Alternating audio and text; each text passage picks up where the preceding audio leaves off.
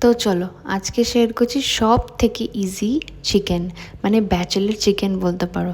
তো প্রথমে চিকেনটাকে ভালো করে ধুয়ে আমি কিন্তু কড়াইয়ের মধ্যেই ম্যারিনেট করছি চিকেন। আর আলুটা দিলাম, কুচো করা পেঁয়াজ দিলাম, টমেটো দিলাম।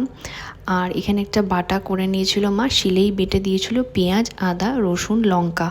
আর এখানে গুঁড়ো স্পাইসেসের মধ্যে নুন, হলুদ, কাশ্মীরি রেড চিলি পাউডার আর চিকেন মশলা দিয়ে ওর মধ্যে একটা তেজপাতা ছিঁড়ে দিলাম। আর সর্ষের তেল বা সাদা তেল যেটা তোমরা চাও সেটা অ্যাড করে ভালো করে আমি জিনিসটাকে মাখছি। হ্যাঁ, মেখে ম্যারিনেট করে রেখে দিয়েছিলাম অলমোস্ট 30 মিনিট। দেখো ম্যারিনেট করা হয়ে গেল আমার। তারপরে এবার কি করলাম, গ্যাস জ্বালিয়ে আমি কিন্তু এবার ডিরেক্টলি কড়াইটা ওর মধ্যে চাপিয়ে দিলাম। চাপিয়ে দিয়ে কোনো নাড়ানাড়ি করিনি, জাস্ট ঢাকা দিয়ে দিলাম।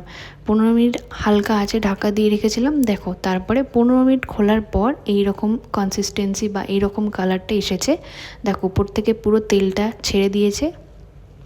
আমি বেশ অনেকক্ষণ ধরে নাড়ালাম যাতে নিচে লেগে না যায়। আমি তো এটা ননস্টিক কুকওয়্যারে করেছি, তো লাগার কোনো চান্সই ছিল না।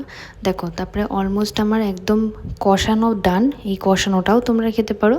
আমি যেহেতু একদম গ্রেভি চিকেন করব, তাই এর মধ্যে গরম জল অ্যাড করে দিলাম।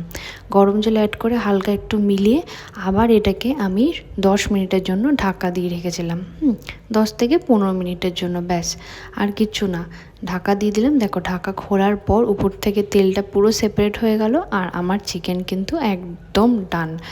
তো নামানোর আগে একটু গরম মশলা উপর থেকে ছড়িয়ে আর অল্প একটু ঘি অ্যাড করেছিলাম ফ্লেভারটা আসবে বলে।